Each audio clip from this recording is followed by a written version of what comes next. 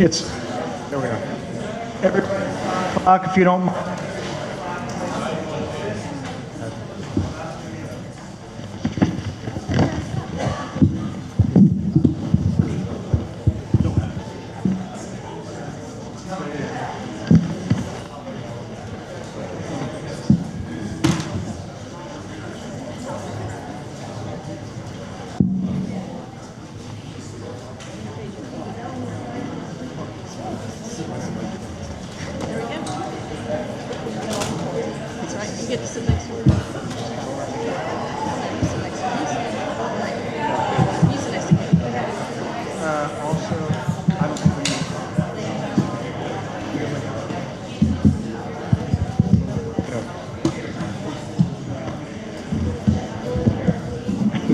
Pass.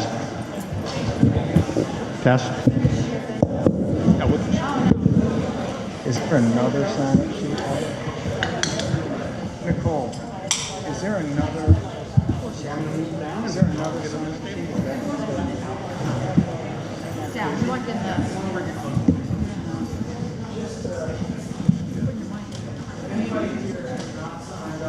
Want to speak? If you don't mind, some.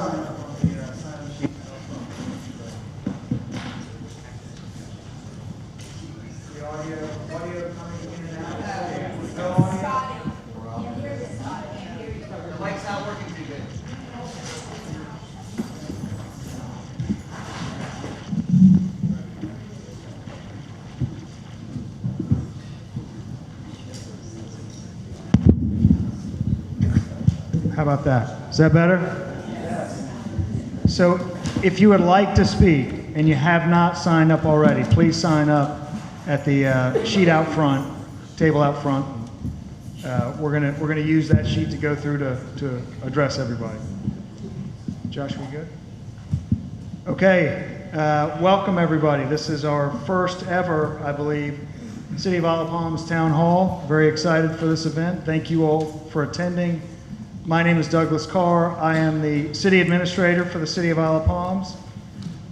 Before I introduce our moderator, I'd like to just go through a handful of kind of ground rules and guidelines that we'd like to adhere to tonight. First of all, we have a very full room. If for some reason we need to leave in a hurry, please come out to your right out of these two doors and exit through these doors. Also, there are restrooms out in the hallway. If anybody needs to find a restroom, they're out in the hallway.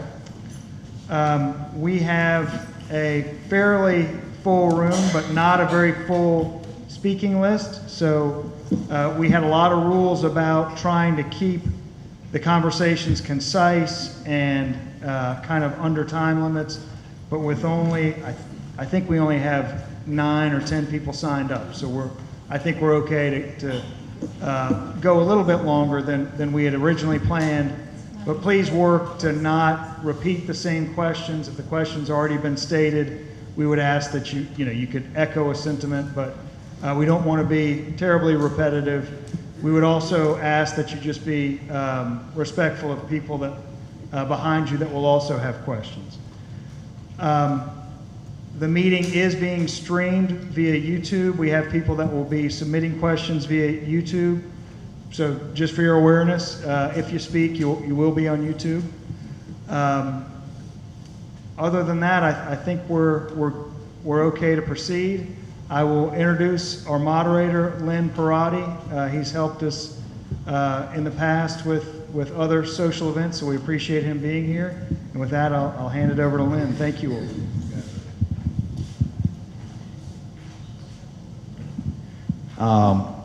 Mr. Tom. We might as well get right into the questions. We're going to allow some dialogue back and forth. So why don't we get started with Julie Nestler.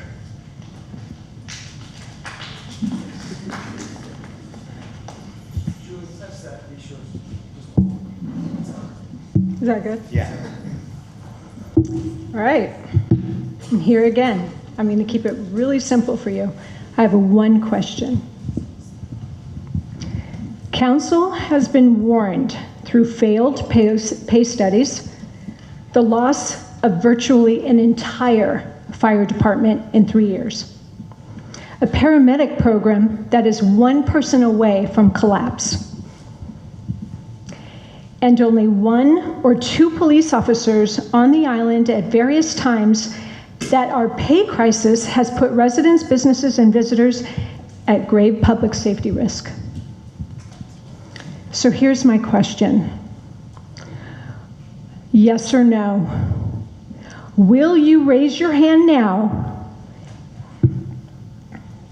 and show that you understand your first duty is, as council members, is to protect the lives, safety, and property of our residents, and that in doing so, you will support an immediate new minimum starting pay of $25 an hour for firefighters, entry level, which is only 42 cents a minute, and $32 an hour for police officers? Or will you sit in silence and make clear for the record and for everyone watching that you are knowingly and willing to leave this community and its first responders at grave risk for their safety? I would like to see a show of hands to my question, yes or no.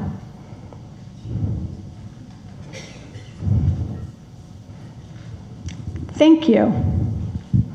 So, out of the ones that didn't raise their hand, you have just shown our community and the safety of the residents and our first responders that sand is more important than their life. Thank you very much. Hold on. Do any of you guys want to expound on why? I mean, you didn't maybe raise your hand or not? Do you want me to raise my hand? No. To her question. To her question, Bev, did you raise your hand or no? I did not. Okay, do you want, you guys, anybody want to expound on why they did not raise their hand? Did you not raise your hand? Did I? Yeah. I raised my hand. Okay. I still want to make a comment. Okay, anybody else want to expound after Bev and Rusty? Okay, Bev, go ahead. All right, so Julie, where'd you go? Here you are. You want me back up? Yeah, Yeah, come on come back. on Yeah, up. yeah, yeah. Please come on back up.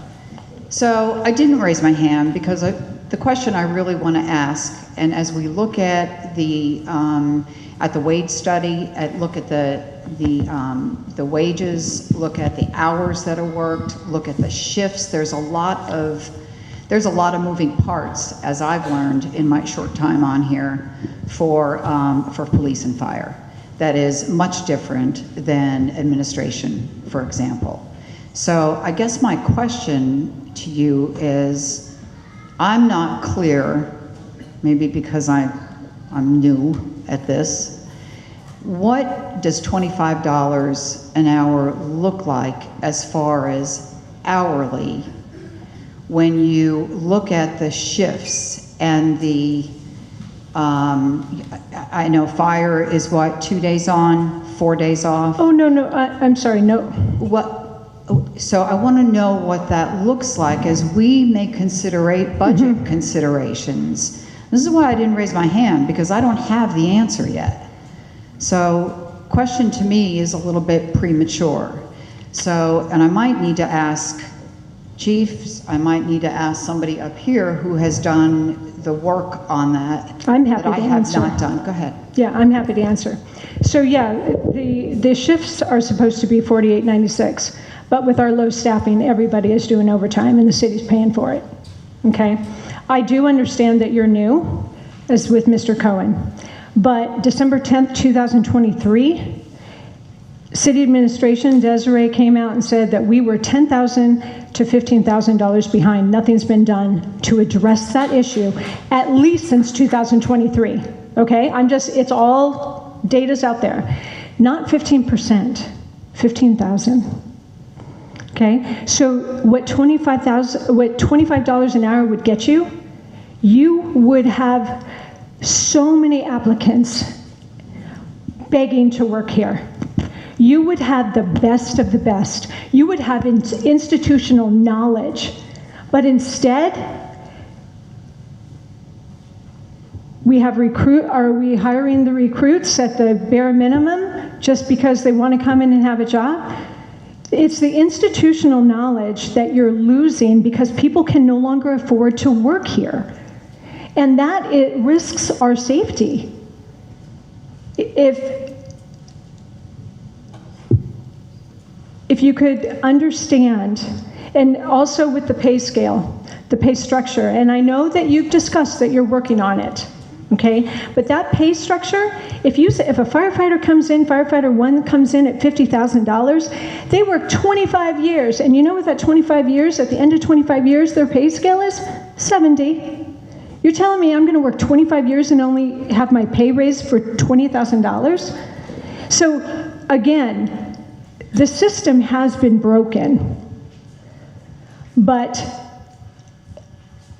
are our firefighters not worth 42 cents a minute? I mean, that's what it comes down to.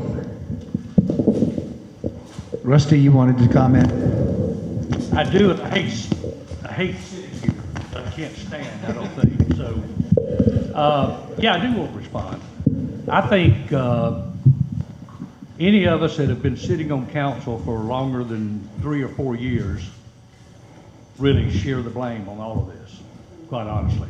Several years ago, after the last evergreen wage study, we went out, made some adjustments, and we actually got in a place where we were okay for the time being in terms of a competitive standpoint. And then we really didn't do much after that. In fact, we sat on our hands and we just didn't do enough. We still have yet to really dive into all the details because full council just saw the study the other night. We knew about it, obviously, but it's been in administration committee's hands for a while, and it was brought back to us, and I know there was additional data that was asked for, but we need to jump into this, and I've been on record to say that we need to right the ship, no pun intended. We need to make sure we're doing the right thing by our public safety folks, and not just them, the general government employees too. Let's just not single out fire and police department. Let's look at everybody and go through that and make sure we do the right thing. One other thing I'll say too is that last year, our administration committee didn't even meet for 5 months. After March, they didn't have another meeting to September.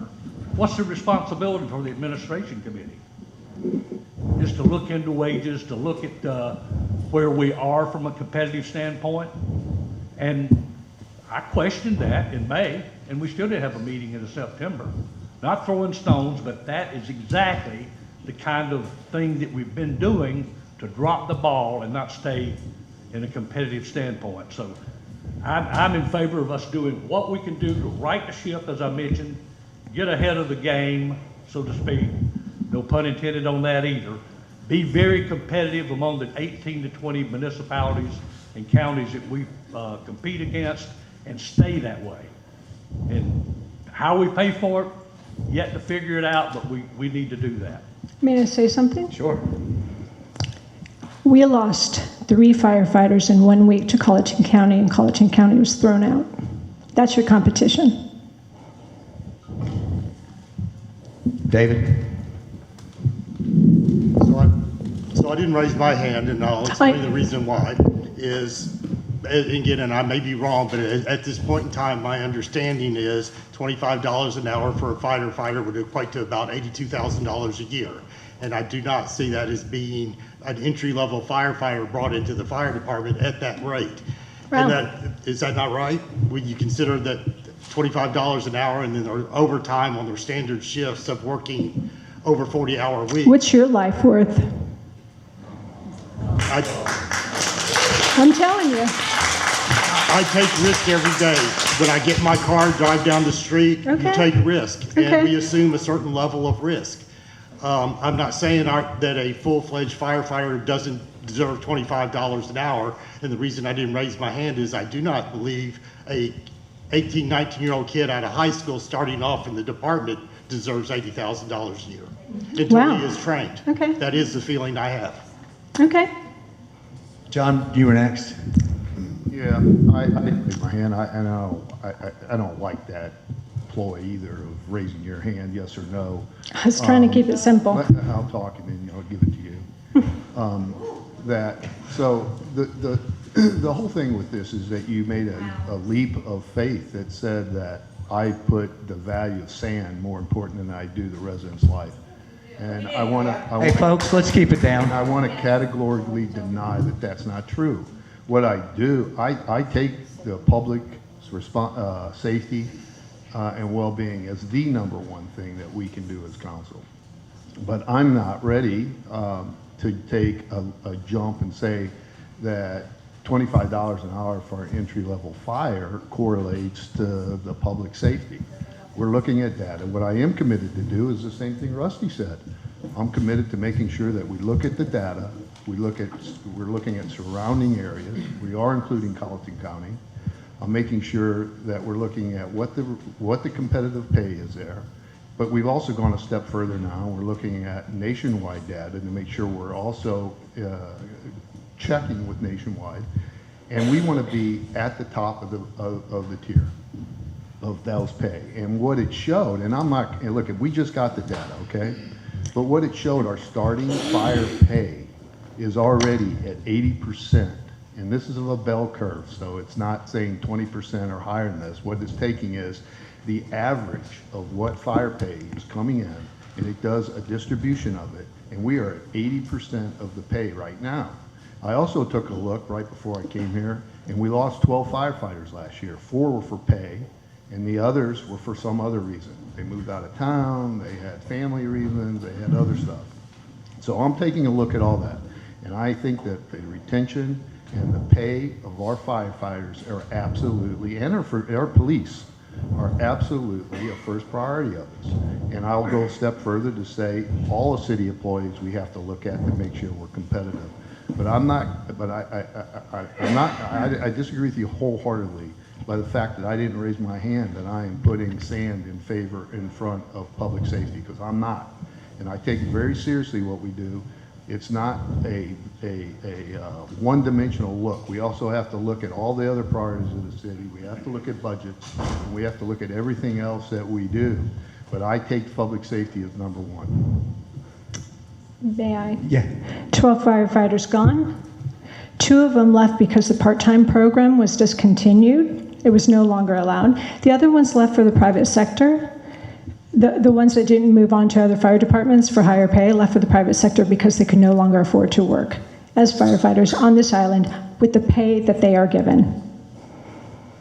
Mayor, you wanted to Yeah. talk? And John, I know you didn't mention incentives are a part of this whole conversation as well. Julie, you made a comment, I think you said it was in 2023. Yes, October 10th. Yeah.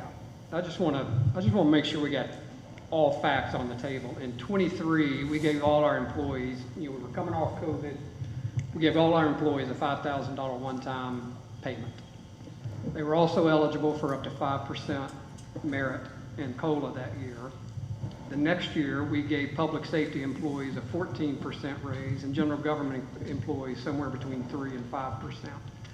In 25, everybody was eligible for 3%. In this current fiscal year we're in, 2.5% COLA and a 3% merit. And I'm not trying to justify anything. I just want to make sure we have facts on the table. We have done studies, we have made some significant pay adjustments, but we certainly have more work to do to your question. So my question, the next one is, if this has been an issue for so long, and we are losing police and fire, police we had 10 leave,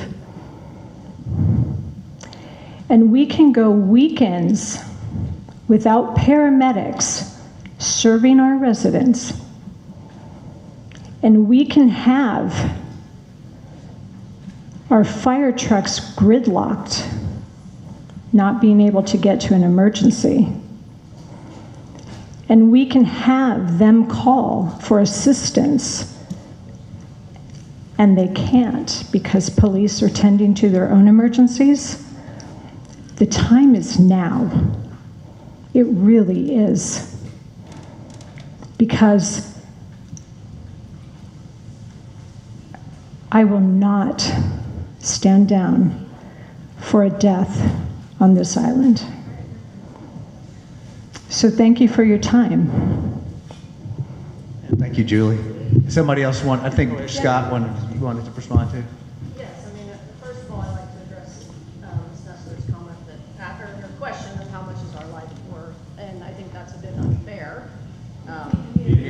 Yeah.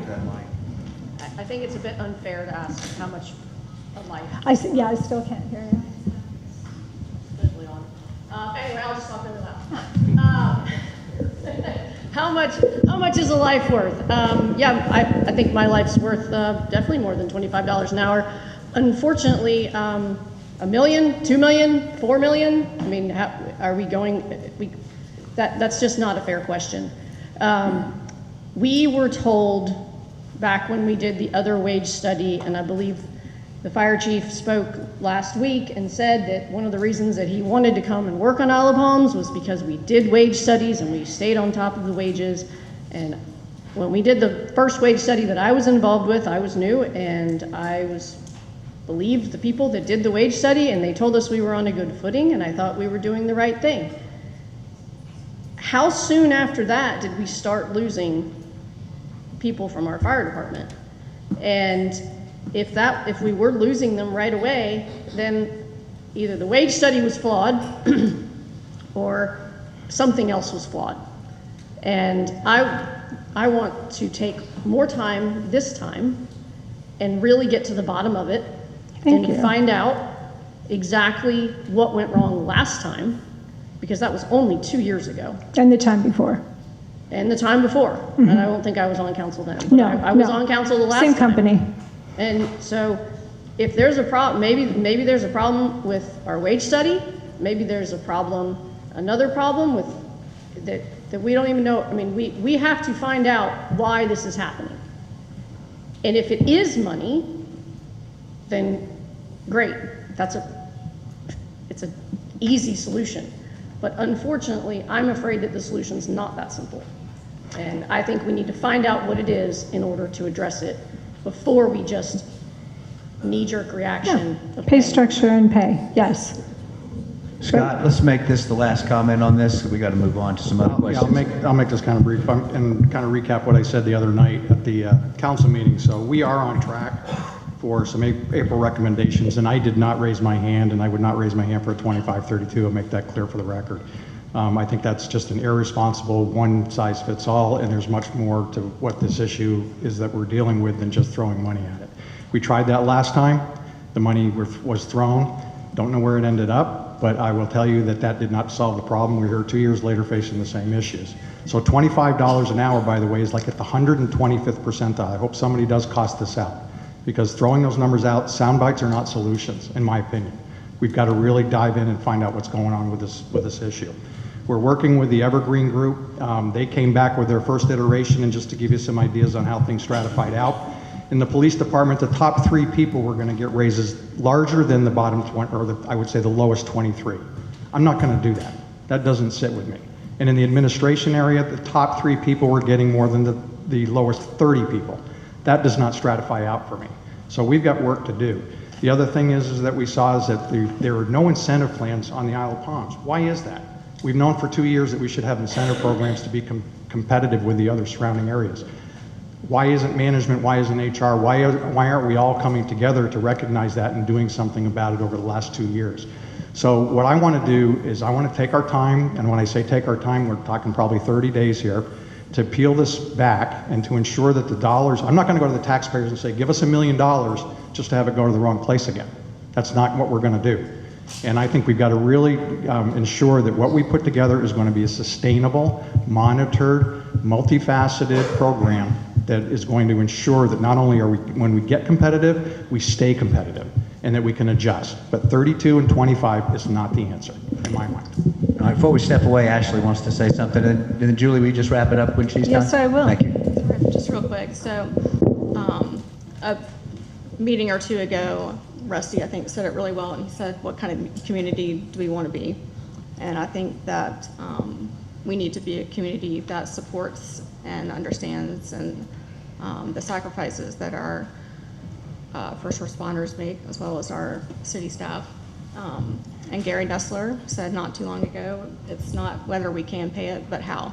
And the Nestlers have given several different scenarios on how we can be creative.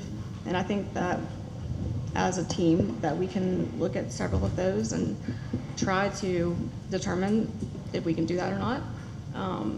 But, you know, just to make it quick, our first responders, they respond to our most challenging moments on this island. They are dealing with the Atlantic Ocean. Not everybody wants to work a job like that when they have to deal with the unknown, especially the fire department. In times of crisis, the house fire that I personally recently endured, I watched and observed our first responders, police and fire, demonstrate their bravery and their dedication and their compassion for my family. They went in several different times to try to locate my 2 cats that we were not able to get out in time. It was just a really touching and eye-opening moment. And a very, it was a great learning experience, obviously. Paying them $25 an hour in a community where we are ranked, I think, the 15th most expensive place to live in the country. With the low end of the middle class considered to be $48,000 a year, and defining the middle class, it's not an extravagant lifestyle. They're just looking for home ownership. They're looking to raise their kids. They want a modest emergency fund, retirement savings. This is something that we need to support. We need to support them and their families, the time that they spend away from their families. Inflation has gone up 25 to 30% since 2020. Home prices are up 52%. Food is up 30%. I mean, it's kind of insane what we're asking them to live on. I know that I personally couldn't do it. And I just think that we need to honor the sacrifices that they make and ensure that Isle of Palms is a place where safety and community thrive, and investing in our first responders is not just a financial decision. It's a testament to our appreciation and respect for the incredible work that they do every day. One more? Wrap it up? Who is? You. Okay, yeah. Thank you for saying that. And I do appreciate the work that you're doing, Scott Pierce, and everybody on diving into the structure and all of that. But my question was immediate. We have to stop the bleed because we cannot risk more of them leaving until this new pay plan comes out, because they will be. And that's what we need to avoid. So thank you. Thank you. Brenda Rosenthal, I believe you're next. Hi, guys. I don't think I'm going to be quite that difficult to answer my question. That's not going to be quite that complicated. And it doesn't impact that many people. I live on Waterway Boulevard on the side that y'all are going to put the multi-purpose path. And I sort of naively assumed for the past 6 or 8 years that it was just going to be sort of repairing the path that was there. And then I had reason to call Doug out for another question. He was very kind to come out. And I found out it's going to be an 8-foot path of impermeable surface, and it's a multi-purpose path. And I know the road is 9 feet, so I'm thinking they're putting like a road right in front of my house, and I don't know what multi-purpose means. So does that mean when I walk out of my berm in the walking path, which is what I think of it is, that they're going to be golf carts and e-bikes with kids and sort of a more dangerous environment for walkers? And so I think instead of whack-a-mole response to this, it's going to be opening up, I think, in the summer. If y'all would get together as a council, maybe public safety or somebody, and decide what the multi-purpose path is, what it's to be used for, mark it well, have the chief be informed, have some education for the public so that they know, and that there are consequences right away, so we don't get, golf carts whizzing down and somebody get hurt, and then next year we have to go look at it. So I'm just asking y'all to be a little proactive on what it means, educate the public on it as a council, and come up with some guidelines. And that's it. And Brenda, I would add signage. Signage is great, yeah. Rusty, you want to respond, and then right here. Thank you, Brenda, for the question. You're welcome. This has been a long time in planning. It has, right.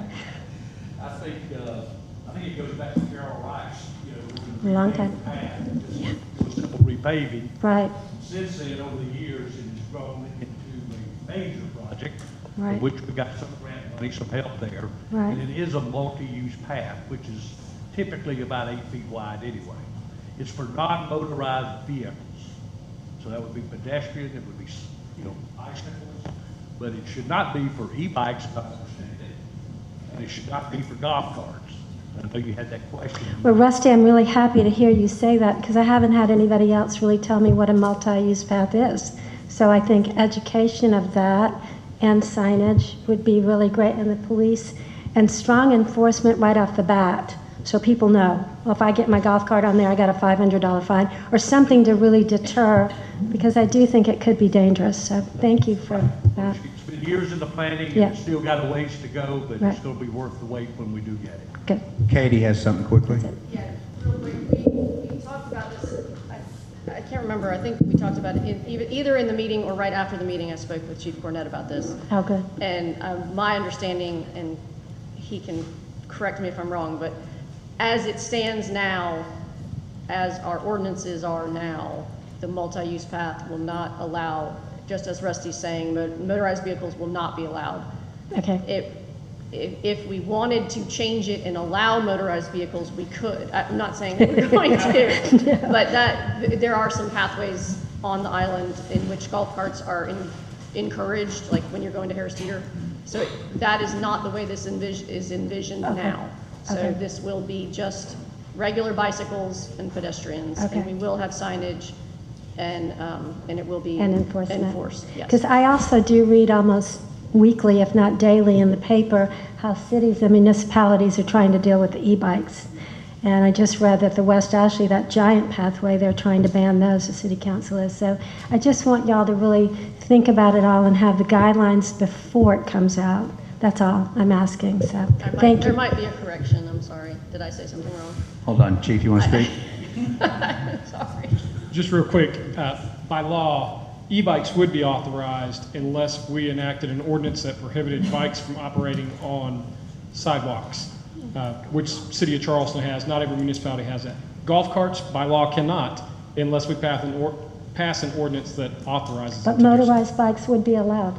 As long as it is an e-bike and not a moped or a motorcycle, which gets really close, but yes, if it does not require a driver's license to drive it, or it's not a golf cart, then Because an it's e-bike is a motorized bike, right? yes and no. Oh, It's as clear as state law lets it be. Okay. There are some that are classified as a larger e-bike that then puts them into a different classification where they could become a moped. Yeah. But most of our e-bikes in South Carolina, because we don't have them broken down by classes, would qualify as a bicycle. And so they then can ride everywhere that a bicycle can ride as it pertains now. If laws changed or classified it differently, then that would be different. But as it pertains today, an e-bike could, golf carts cannot. so my next question is to please ban the e-bikes from John? Brenda, I'm chair of the Public Safety Committee. Okay. So what I'll do is commit to bringing this up to Okay, thank discussion you. amongst all of us to make sure Yeah. that we thought through it Yeah. and take any action we Yeah, take. yeah, because the e-bikes can go on the street and they go faster, but anyway, thank y'all. Danielle Murphy, you're next. David Budemeyer, you're after her if you want to queue in line. You next. Hello, everybody. I think I've introduced myself to most of you. My name's Danielle Murphy, and I want the record to reflect that I'm here on my own accord, and my husband doesn't control anything I do or say. That being said, my husband's a firefighter on Iola Palms. He comes to us with not only 12 years of experience in fire safety, but 2 tours in Iraq, 2 medically complex kiddos, and a passion to put forth life and to do justice for those who didn't get to come home and do it. And so what I am about to say, I guess, is not lightly spoken whatsoever. I guess I wasn't really planning on speaking because I thought you needed to be a resident. I would love to be, however, I cannot afford a house on IOP, maybe someday. And unfortunately, I just lost my job, and I was the primary provider, at least in this state. We moved here a year ago from the north. My daughter has chronic lung disease, and we needed the warm weather to try to see if it would make her better. So here we are. You've given me a lot of information and insight that I want to pick apart one by one. I appreciate your testament to first responders. I think everybody in this room, most people, I should say, support first responders. My husband was climbing in your house on the ground, and he came home, and my girls hugged him, and they kissed him, and they were happy that Daddy came home. I agree with you that you can't put a price on a life.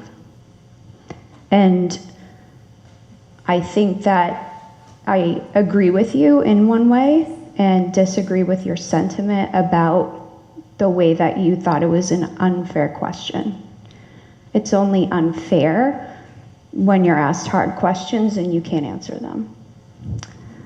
Your question, actually, it wasn't a question, it was a response. You don't think that they deserve $25 an hour because it equates to $82,000, in your words. My husband came here with 12 years of fire experience, multiple fires, fire rescue. He actually has an associate's degree in fire science. He got that when he got back from his 2 tours in Iraq. So, because there's no incentive program that you're all well aware of, he was brought in last year at $16.78 an hour. My question for you, and I'm sure you can do the math on that, yeah, it's definitely not 80. My question for you is, what do you think he's worth? Because he came in entry level. I don't think he should have come in as entry level. That's a policy issue that we need to look into when we were bringing people in with experience. The question I was answering was, at entry level, not all firefighters probably should deserve $25 an hour, but is that appropriate for a senior or mid-level career firefighter? It's pretty close.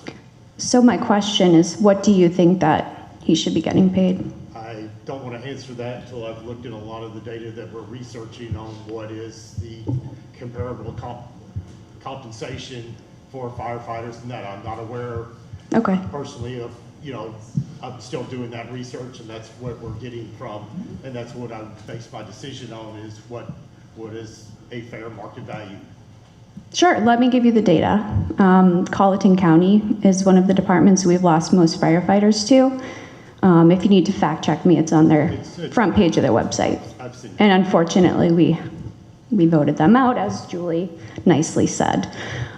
So if he were to go to Colleton, he would get a $30,000 increase right now. You hear the crowd? No, I agree. That is a problem that we need to look into and fix as soon as we can. So that brings me to my next point. You talk about the pay study. I was at the prior meeting, and this is for everybody, but you were the one who didn't support it outwardly. I'll be with you one-on-one after this. Perfect. Okay, but I want everybody to hear. So again, so the pay study that you've all admitted was flawed, Jimmy and Rusty always support. Thank you, and I appreciate it. So the pay study that you're waiting for, which the data was given to you last minute, of course. So 60% of what? Because it's not 60%. When you're not comparing it to departments that are comparable with outdated job descriptions, and departments that we're not losing employees to, that's not 60%. When you're getting rid of outliers, statistically significant outliers, that's not 60%. So on your own accord, you've all stated, as the previous meeting was, that the pay study was flawed, inaccurate data. Well, why are we waiting for this pay study? I think somebody said. Danielle, can I jump in here a minute? Yeah, Danielle, I want to ask a specific Sure. question because we need to wrap this up. We've covered the fire. I have pay. specific questions for everybody, so I mean, I can move along. I'm going to ask you to ask a specific question that anybody that wants to can answer. We don't have time to go down and have you interrogate every single one of them. Right? Okay, well, how much do you think my husband should get paid?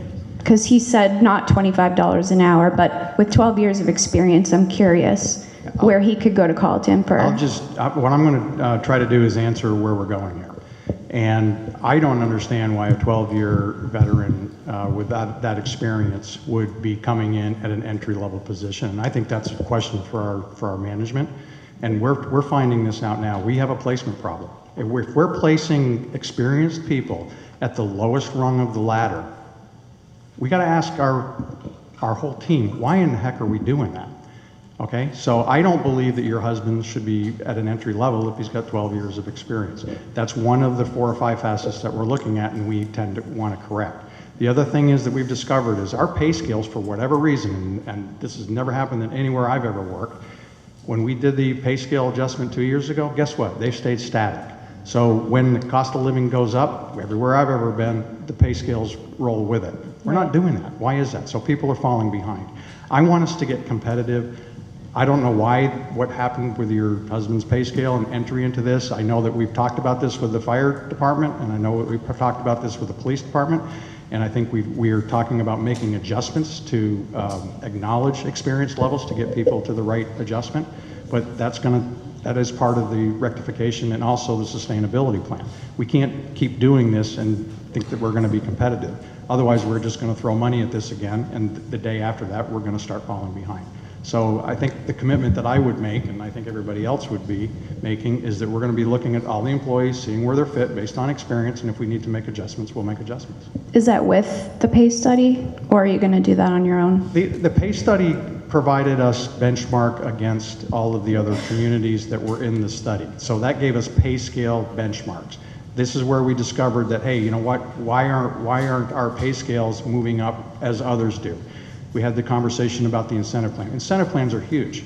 Why don't we have an incentive plan? That could be great question. That would make an incredible pay adjustment for many of the people in the public safety department. So we're going to get that implemented.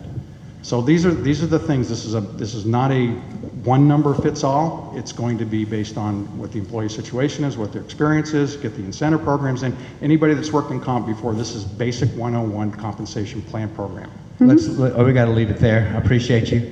Appreciate your answers. I want to read one from the internet. I do have a question I'd like to ask respectfully.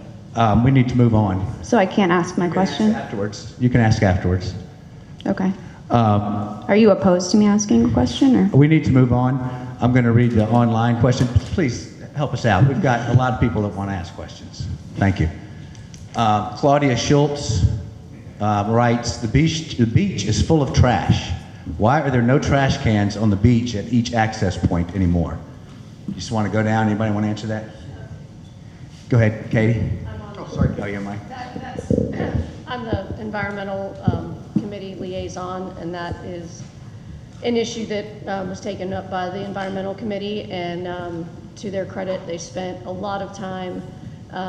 Susan Hill-Smith and the Turtle team spent a lot of time researching it. We had a couple different trial periods where we would put trash in different off the beach, on the beach. The concern was there were quite a few concerns. Number one, the trash cans on the beach. The man that had been picking them up for us for years and years had passed away, I believe.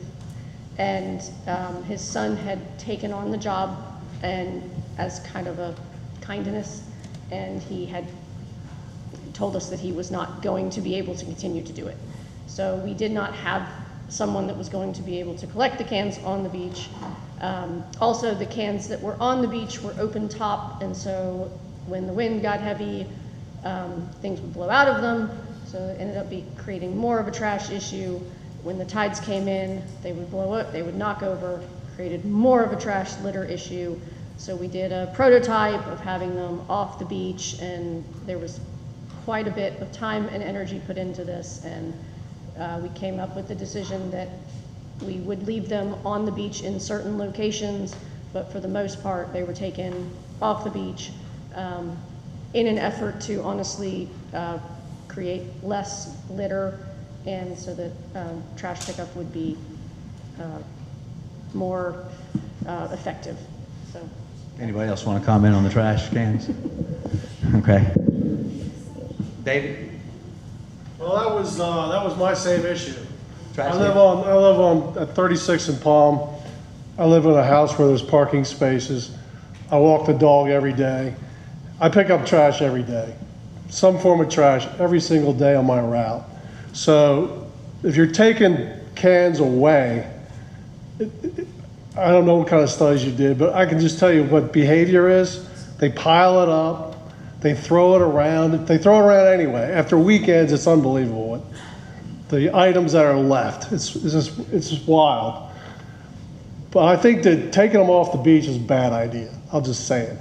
I get the wind blows them over and all that stuff, but we've got cans that we use in front of our houses that have the lids and all that, and I realize you've got some of those things, but as much as we have refuse cans around, people still do it. So I think if you don't do something out there, something that just having one every 8 or 9 blocks, it's going to be a problem.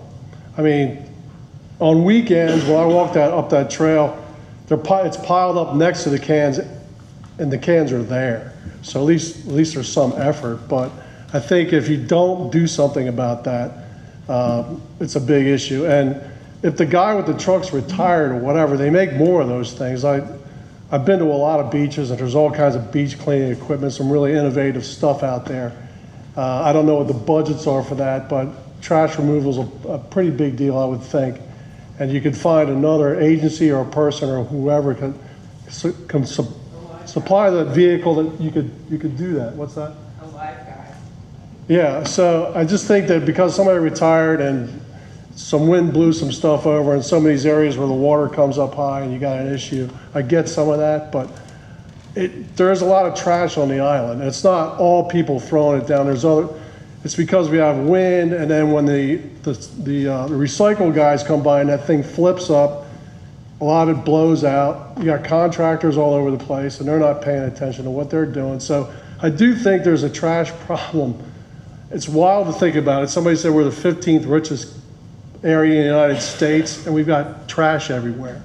So it's kind of a pet peeve, but it's a lot of the stuff is really foul stuff that people leave behind. Does anybody up here want to speak? Because I know you'd like to say something to that. Yes, hi, I'm Robert Sarah, Isle of Palms Public Works Department, and I had a part of the transition. Oh, I'm sorry. Okay. Hello? Hello? Oh, it was off. I'm sorry. Robert DeSera, Isle of Palms Public Works Department. We did not remove all the cans from the beach. There's 16 locations where there's dual locations, which means some are on the beach, some are right over the primary dune. This was in effect so they wouldn't blow over, but every beach access on this island, on Palm Boulevard and Ocean Boulevard, has 1 to 2 to 3 cans. So you're at No, I know on the roadside, yes, not on the beach side. Yeah, so on the right of way, where all those parking spots are, there are no garbage cans. Opposite side of the street, when you leave those beach accesses, there's 1, 2, or 3 physical 96-gallon garbage cans. So the misconception there's over 146 beach garbage cans on this island now. I think we're at 13,000 gallons of garbage you could put in these cans versus the old way, the old barrels was about 6,000. The hard part is getting people to not leave diapers, to not leave VCRs, to not do that. I can only provide the cans on the beach. It's getting it to there, but we do have quite a few. And we did have on 34th and 31 during spring break, those 2 cans were missed by the contractor. And we have a contractor that comes with a traditional garbage truck, goes down the beach path, pulls the cans all the way back, dumps them, returns them there. He missed those 2 cans, so that was a service issue. We quickly got him back out there. Public Works even cleaned up anything that might have spilled from that. But it is right now, it's a trial and error, kind of just trying to figure out what locations have more garbage, but then our frequency picks up. So we were only on 1 day a week when we hit spring break. Now we're going to 3 days a week. Then once we hit Memorial Day, it's every single day that contractor is here on the island. So the cans will be empty. It's the people putting it in. And then we've also noticed that they're not leaving beach chairs in the dunes and tents in the dunes right now. They're bringing them forward, which is great. We'll get them there. Still early on. We're about to see a lot more here.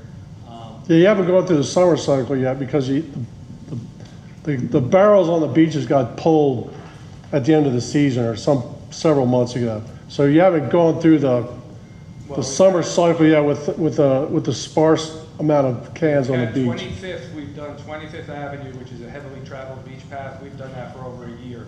And then the whole, I believe, south side of the island, Breach Inlet, all the way 9th Avenue, that's been done for over a year. It was the interior of the island, 21st to 41st, and we actually did all from 42nd all the way up into Wild Dunes last year too.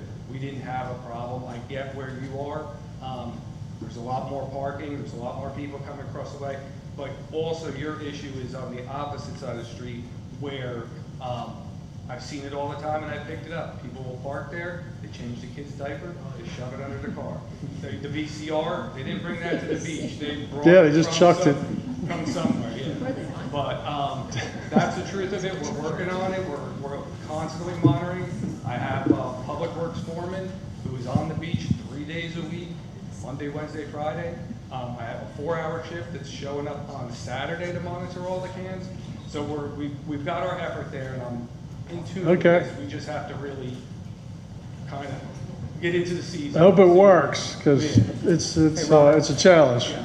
Robert, can you also speak to the contract that we've had picking up trash all over this island, to Dave's point? Yeah, so we also engage with a contractor that will pick up trash from Breach Inlet all the way through the island. So, yeah, walking, so hand picking. Oh, they walk down the beach to do it? Yeah, they'll do front beach. You know, if I direct them to do other hotspots, that I can, but they will walk all the rights of ways. They go into the marina. They actually go 10 feet into the marina marsh, picking up garbage. I have documentation. I think we have over, when they do their first sweeps, it's about 40 gallon bags of garbage that come off the island. Have you looked into the beach cleaner? I'm from the north. Yeah. I go to Ocean City, Maryland, where there's 800,000 people in a 10-mile stretch. So they run the beaches at night with those pull behinds that to sift the sand and pick everything up. I don't know if that's more cost effective than human beings walking around with barrels, but. I mean, they do with that. They also will walk slightly into the dunes if directed, and the dunes are really a mess. I put them in there, so it is a little bit easier than just running sand and then leaving. Okay. Thank you, guys. That's all I got. Appreciate you. Michelle Boykin. Michelle Boykin. Come on down. Hi, everybody. Thank you so much, Council, for allowing us to speak, and this will not be long, I promise. I do have a concern. On March 16th, right before 9 o'clock, a lot of you got the notification from Dominion Energy about a vehicle hitting a telephone pole, and your power was out for about 6 hours. Guess what? There was no vehicle. It was a transformer that exploded. It's a transformer that my husband reported 3 years prior, had Dominion Energy out there to look at it, said it's fine. My neighbor across the street called 2 years ago and Same thing, got Dominion Energy out because he was taking down a tree, having a tree service take down a tree. They said you need to get Dominion Energy here to take down the line, which he did. He pointed out the transformer and said, that's gonna blow. It blew. It caused a fire. Within 6 minutes, thank you firemen, they were there and put the fire out. For 6 more hours, that telephone pole smoldered. My next door neighbor could not even see my house because it was so black. Thank God we were not there. Thank God I was not working in the garden that day. I was there 2 days prior, fertilizing my shrubs. Thank God Sean wasn't walking by, who walks by. Claudia, walking by with her dog, was not there. Mailman delivering mail. We have a problem, and it's a silent problem right above our heads.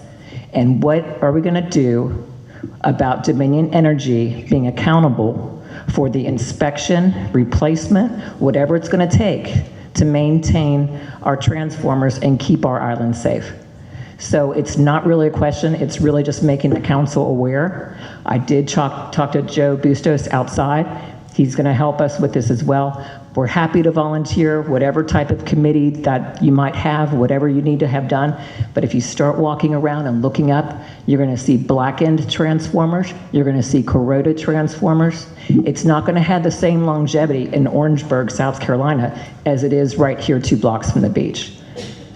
Really, I'm not gonna pose a question, I just wanted to make everyone aware and see what we can do about it moving forward. The question is, Mayor, or anybody, what can we do about it? Does the town have any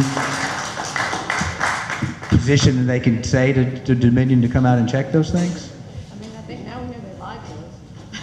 Because I got the email that said it was the car. I have a question. What about burying the lines? Yeah, I was gonna say. Unless the island's buried. That was, Oh, yeah, ma'am, go ahead. that was where I was headed, was working with Dominion to underground. We've done 2 very small projects, 21st and 14th. And it is slow, and anybody that's on public safety or facilities is very familiar with how slow and expensive it is with Dominion to make that happen. I mean, it is top of mind. We've had it on project list for multiple years. Again, we've only been able to do 2 projects with them. We'll continue to push, but it would be great. Joe, I know you're here. Residents calling Dominion, any help we can get to push would be helpful. Scott, you want to say? Yeah, Katie and I are on the facilities committee, and you know what we've talked about. Maybe we can get Dominion to come to one of our committee meetings and just have an open conversation about it, because I know we live on 9th and Carolina, and like Michelle was saying, all you have to do is walk down the street. We've seen fireworks off the transformers, and it is a reactive maintenance program, and that's a deadly model to be implementing. I think we've got to get proactive on that with Dominion, and maybe what we can do is just invite them in to have a conversation about it and see if they're going to be doing anything about it. Anybody else? All right, I've got Corey and Sheri Hillis next.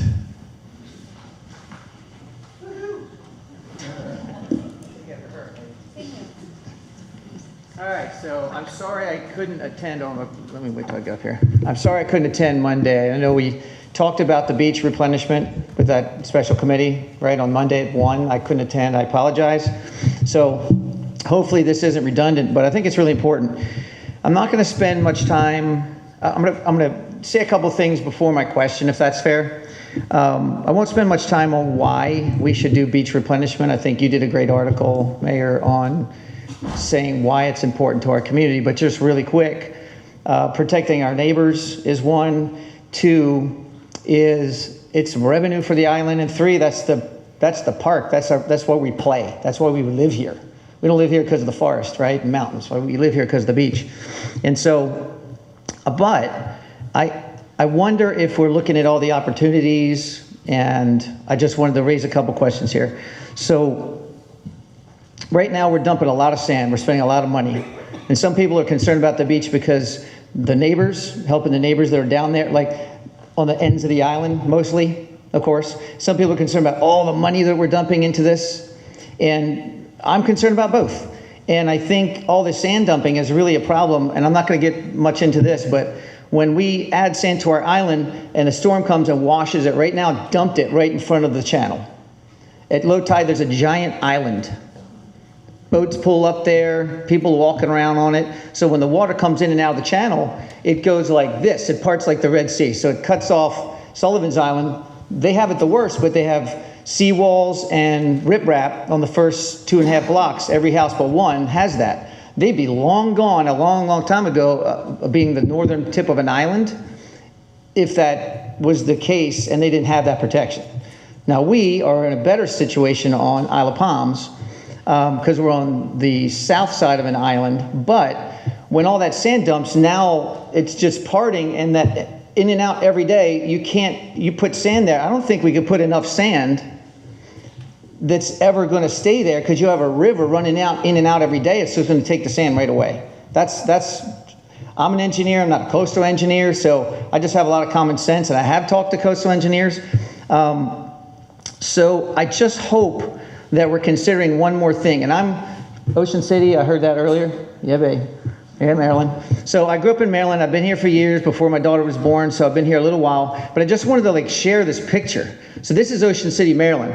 And there was a hurricane, I don't know how many decades ago, nearly 100 years ago, and it ripped through Ocean City. And now there's a big inlet there. And you can see they put a jetty. The coastal engineers call it a groin. And when you put a groin on the southern tip of an island, we wash the sand to Sullivan's. I talked to somebody that was older, grew up here like 50 some years ago or more. They said they used to go surfing on Sullivan's Island. There's no surfing there anymore because all of our sand that we've been dumping here for years is now sitting in front of their island, right? So guess what? This would catch that sand, common sense, and it would just go right up against the jetty. And I kind of want to show everybody, back here too. That's what happens, and I have lots of examples in Delaware, Jersey, Florida. This happens when you put a jetty on the southern tip of an island. The northern tip of an island is much harder. So I don't know the ins and outs and all the legal stuff, but I did talk to the OCRM people and the boss of the boss at the OCRM, and they said $150,000 study, and we could see if that's an option. If this works half as well and reduces that amount of sand that we have to add on that side of the island, 50% of our problem, where budget millions of dollars a year being dumped into these problems, man, for $150,000, and if this works, a few $1 million later, and maybe this is a problem we don't have to deal with on one half the island. So I hope that this groin issue is a serious consideration for everybody's wallet and for the neighbors that live down there. I got off of a coastal engineering website, okay? This is the same thing. When you put up the jetties or the groins, the sand sits on this side of the island.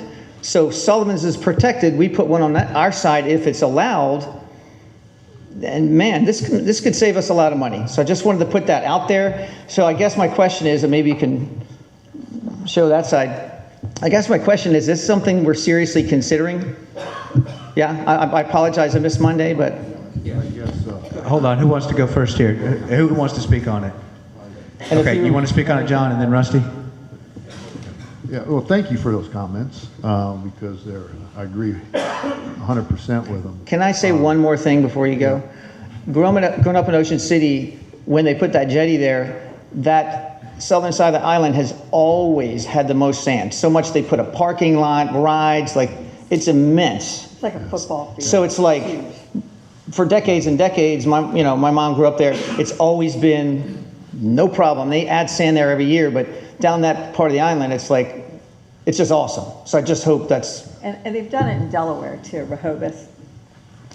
It's amazing. I mean, it just has been stable. What we've done... So sorry to interrupt you, I apologize. What we've done as a council is we've have a consultant working on multiple beach management potentials, and a groin is absolutely one of them, especially on the south end. But they're looking at a whole host of other things to recommend to us. But we also, or I believe that that this can, right now we're looking at putting in a renourishment, and it looks like about every 8 years, is when you're going to need those. And this is a cost savings measure as well. So we're hopefully, if we can put something in, it catches the sand, that maybe that stretches to 10, 12 years or some amount. an interval that's different than 8. And there's other options too on the north end of Wild Dunes. They're looking at some very innovative things to do there that also helps preserve the sand. So yes, we are looking at it. It's active. The permitting process is probably 12 to 18 months away, but yes, we are looking at those options. Yeah, when I talked to the OCRM people, they said that because, there's a dire need, they would try to rush it, and it still takes a while, but normally a couple of years, but they said it could shorten, so. Rusty, and then Jimmy. Yeah. But if we never do the study, the clock doesn't start, so. I just wanted to quickly, thank you also, both of you, for the comments. I just want to echo what John said. I mean, we're aware of it as a council. We contracted with another agency to do a study. Douglas could probably bring us up to date on this more so than I could, but it's in the process. We should be getting some information back and some recommendations.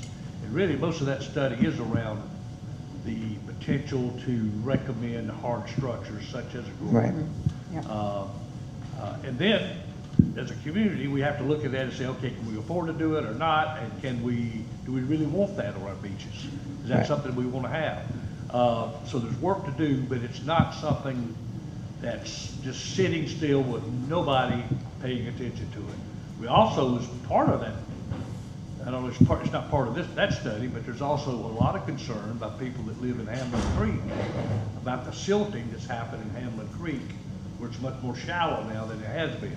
Hopefully we get a solution to that at some point too in the future. The sandbar, I've been here 41 years. That sandbar's been there on and off, large and small, that entire time. So there's always going to be some sort of sandbar there, probably. But can we manage it more effectively through? I could be wrong, but before 2 years ago, when we had that massive nor'easter, which really developed all these problems, worse than a hurricane could have hit. Luckily, we don't live on the end of the island, but we watched it, it's crazy. And I feel like there's always been an island, but it's more like towards Sullivan's. So they've been it's been cutting them off for a while. Now it's gone all the way over dead in front, and even almost in front of IOP. I feel like the years I've been here, I feel like that's You're probably changed right. shape or whatever. Force of tide, Mother Nature. Yeah. All that water funneling through there, that's the Atlantic Ocean. Yeah. Man. But luckily, we have modern technology, and we can build things that can help us deal with nature and save us a lot of money, potentially, I hope. You can, but there's also a cause and effect with that too. Mhm. If we do something and it's not the right thing, or don't have the right sort of partnership, what do you think Sullivan's going to have to say about that? If we do something that hurts Sullivan's, they're going to be speaking out. So it's a study that has to be done, and then you've got to look at what are all the possible implications. If you put something like this in place, how does it affect your neighbor? How does it affect other properties? So it would be just like to build a seawall. What happens on either side of the seawall? Well, the situation with Ocean City, next to it is Assateague Island. It's a protected island. And because they did a study, just like we're suggesting, do that $150,000 study, they figured out how to do it, and to protect that island, that they have the horses, the Assateague horses, you've seen the Chincoteague horses, they're all on that island. We all They're certainly safe. hope that that's, the outcome of this study, and when we get the presentation back, to John's point, we're all eager to see that. Yeah, I mean, it's amazing. We are not, we're not sitting here just. Well, if we could take you up there to see it, you'd see for yourself. Yeah. It's real. And it's effective. I only printed Ocean City today, but I looked at a bunch of examples up and down the eastern seaboard, and that's over and over. And what happens is, if they put a jetty on both sides, which is usually what they do because that's common sense, the southern side of the North Island, if you will, or peninsula, is hooked up. That's usually the best. And the southern side, it's only drawing away, so their jetty needs to be a little bit longer because it's going to draw out of there. And so every island you can see that is probably done the same way, where a hurricane ripped through it. The first island goes down, the next island is further back. Even though it wasn't that way before, it got a hole ripped in it. And that's what Ocean City and Assateague is, and that's what like Jersey's and all of them all the way down is pretty much like that. The good news is, like I said, the first part of their island they're all walled up and riprap rocks and all that. So, but yeah, thank you for. Jimmy, why don't you make the final comment on this, and we'll move on to the next one. If you go to 42nd Avenue in Isle of Palms, there's a groin there. You can't see it. When I moved here in 1986, the groin was 5-6 feet high. You couldn't get past, you couldn't take a bicycle up that way. So over time, the groin has worked and it's worked. Yep. So I'm in favor of looking at the study and contemplating groins. In Ocean City, just kind of FYI, it's not just one jetty or one groin. They have multiple every couple blocks they have a smaller one. 25 streets. It's very large. So, I mean, that's why you do the study, because it tells you exactly what needs to transpire. So. Thank you guys very much. Thank you guys so much. Appreciate it. Mom, Sheri, you did a great job. Thank you. We've got another question from online question that was submitted. This is from Scott Migli. Why can't we hire a few traffic officers to help with traffic on weekends when beach traffic becomes heavy? I could not attend a meeting at 5 p.m. Sunday because traffic was backed up past my street on Waterway. We have to figure this out. Unfair and unsafe for residents and visitors alike. Anybody want to comment on? Wait, Chief does? I noticed him jumping out of that chair. Hold on a second.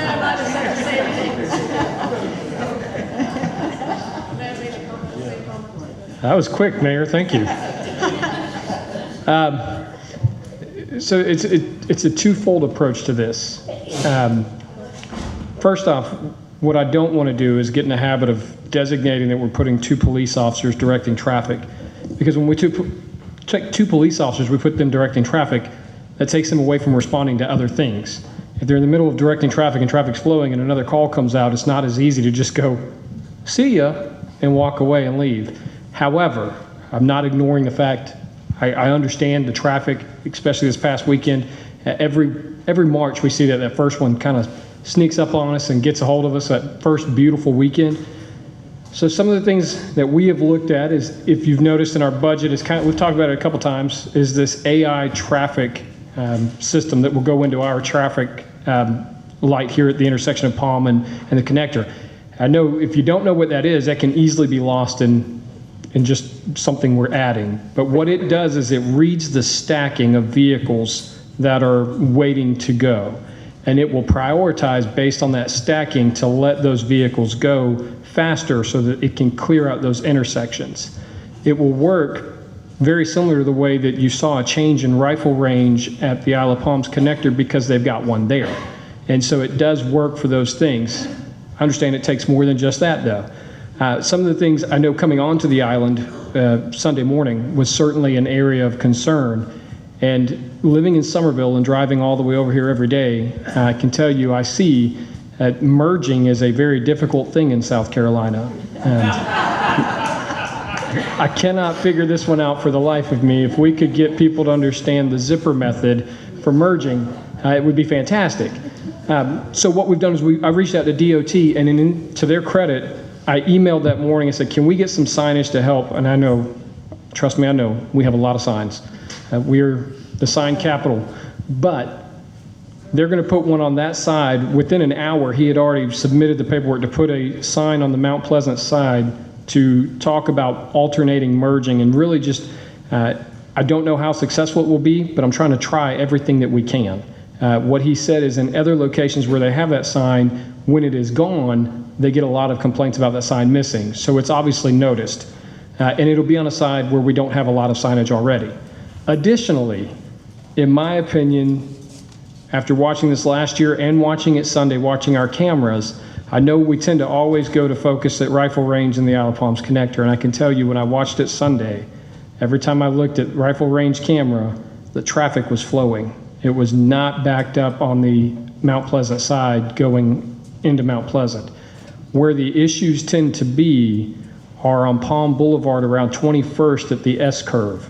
So what I have done is I met with my team on Monday, and we talked about a method that we're going to try. Again, I can't guarantee it's going to work, but we're going to try it. We're going to put an officer or a code enforcement officer that's non-sworn at 21st and Palm.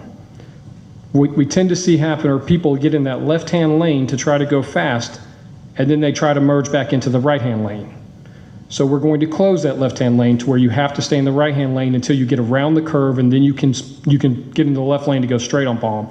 They will be at the intersection of 21st and Palm so that they can alternate letting 21st traffic come onto Palm and then let Palm go and hold 21st. Can't guarantee it's going to work. We're going to try it. We even have a backup plan if that one doesn't work on something else we're going to try. But what I can tell you is we are committed to trying things. We sat down as a team. I put pictures up there with little stick figures and all sorts of things on my computer on Monday, and they made fun of me for it. But we're looking at things and we're trying to find these resolutions for you. Anybody on council? John and the mayor? Yeah, I just want to reinforce what Chief said about that AI option. I'm really excited about that. It will take the human element out of it, and I think it's going to make some really big improvements, especially around that Palm Boulevard in 21st area.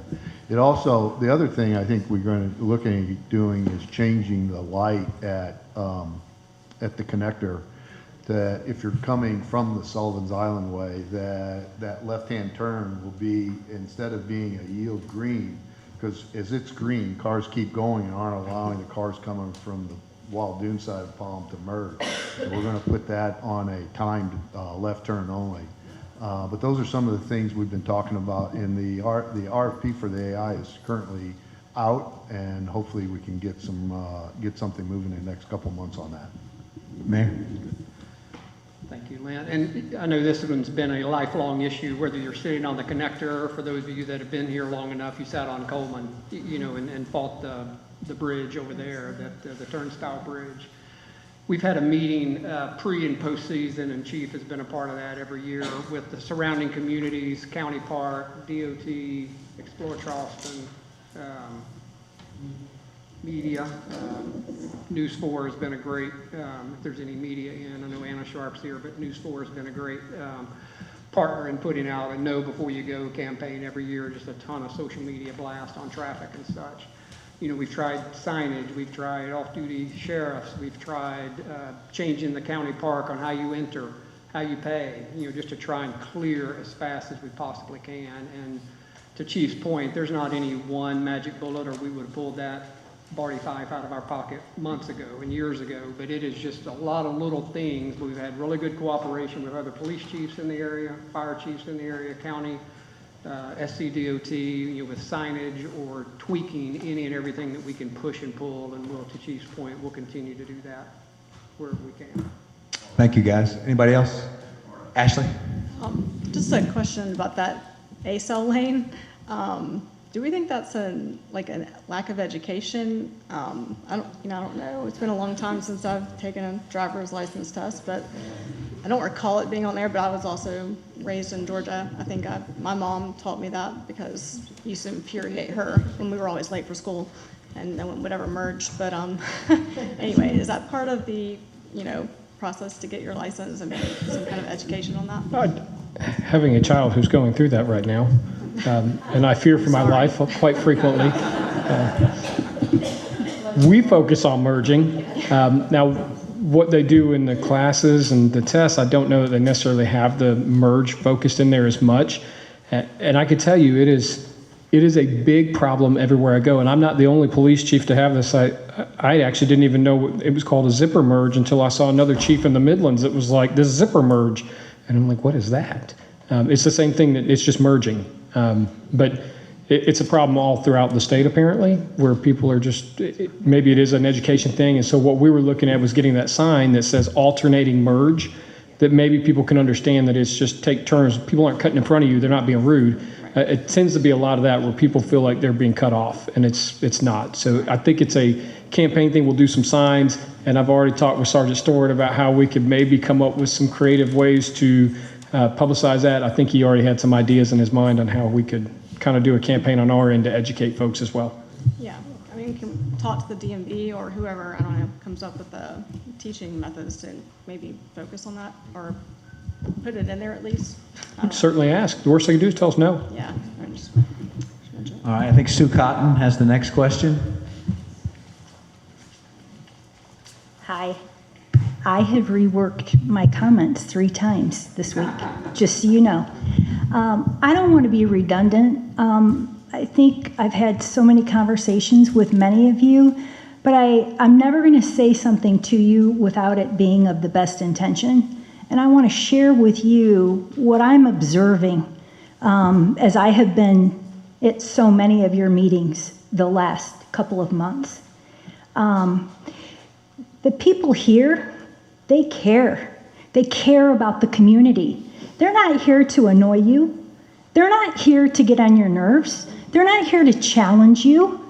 They're here because they want to be part of this community. I've been coming for 25 years and finally saved up enough money to move here 5 years ago, full time. Since then, I have wanted to get so involved in this community. And each time I meet with someone, I am met with challenge. I'm met with defensiveness. I'm met with, you don't know, you just want to change us because you're from up north. No, I'm not. I'm down here because I'm sick of that. I'm here because I want to live this dream. But I think what you all need to hear is the way that you're approaching things. The firefighter, you know my history. For those of you that don't, go on social media. We don't have any other way of communicating with most of you because thank you for doing this town hall. This is the first time we've had a lot of great dialogue back and forth, but you can see the frustration that is spewing over because these issues might be new to you, Mr. Cohen, but they're not new to Danielle, who has become very vocal and now she's lost her job. And we don't need to debate why she lost her job, but she has, okay? And that is really impactful. And so these are things that affect people. These are things that people can't afford to live on our island. And so they want to somehow help you understand what the issues are. But more importantly, they want to get involved and help. We don't need to sift through 3 more evergreen. We know that. I am an expert at comp. If you want to talk to me about Comp 101, I'll run circles around you, Scott. I promise you, right? What I want to say to you is other cities, other departments, they've already done this. They've been through this before. You have people sitting out in this audience who are retired HR people. You have people sitting out here who are retired municipalities who come from departments that have already done this with their police and their fire. Why aren't we using people? Why aren't you engaging with people? Why do we have to have this contention between people? It's not necessary. It's a beautiful island. I know all of you care about things. I know, John, that you don't value sand over people, but guess what? We've been talking about sand for so long, and every time somebody brings something up about our firefighters, our policemen, or even our other government employees, we get defensive about it. And so actions speak louder than words. And so I'm just encouraging you to take advantage of the people that are here that have already said, we're willing to help you. Trust me, I can make a phone call to 3 departments tomorrow and I can have programs. I've already talked to them about it, and they're big programs, but they're saying, take what you need. But you'll be a class department if you take some of our incentives. You don't all have to be experts. You don't have to learn everything. You just have to pull together the right subject matter experts, put them in a room along with some of these employees. I'm sorry, chiefs, I value you a lot, but you don't know everything. You just don't. You need to speak to the employees doing the job so that you can value what they do. And I'm going to leave, I don't really have a question, but I want to say one more thing to Mr. Cohen. Mr. Cohen, my dad started what was called a cadet program. And it was because kids were getting in trouble all the time. We come from a little sleeper community just like this. And people were on e-bikes. Back then it was the Hot Wheel bikes, but now it's e-bikes and they're getting in trouble. They were up at my house last week. So I'm here to tell you, at 14 years old, you could become part of this cadet program, and we ended up doing it for the police department too. And those kids volunteered, came to a meeting every single week. And it was a meeting, in 2 hours they trained. And they had to have straight A's. They had to do all the things to get prepared to become firefighters and policemen. So that when they turned 18, we didn't have a bunch of young kids who expected to get $82,000. My son is an example. At 18, he had his firefighter 2 certificate. By the way, at 19, he was a paramedic. So let's not put an age limit on the people. Let's look at their skills. Let's learn a little bit more about the people. Go talk to the people doing the job. Find out what they do. Find out, we know we're not going to be able to pay people $120,000 a year, but you should take action very quickly because there's a lot of good information out there that shouldn't take long. I've now asked 3 times to be involved in something. This is going to be my last time before I probably go look for something else to do in my early retirement. So thank you for I'm open to questions if you have them. Otherwise, those were just comments and observations that I truly mean from my heart. Sue, why don't you wait a second? The mayor wants to say something. Sue, if you're open Monday, our HR director is retiring. Oh, perfect. My husband's looking for me to get out of the house so he can finish this construction program. But sincerely, I've offered it. Many of you I've met with, I've shared subject matter expertise with you already. I'm not here to question what you're doing. I'm here to say, let us help you. But if you don't let people help, this is why we have the perspective that we do of the council right now. And I don't think any of you wants that. I think you want to collaborate. I think you want to do the right thing. But you're the leaders we look to when frustrations boil over. We look for you to not get defensive. We look for you to step up, calm the issue down, get the facts and say, hey, well, come join us and see what you can do to help us. That's what we're looking for from this council. Thank you, Susan. I've got Sharon Nichols next. Sharon? She's not here? Okay. Then we got Dylan Robinson.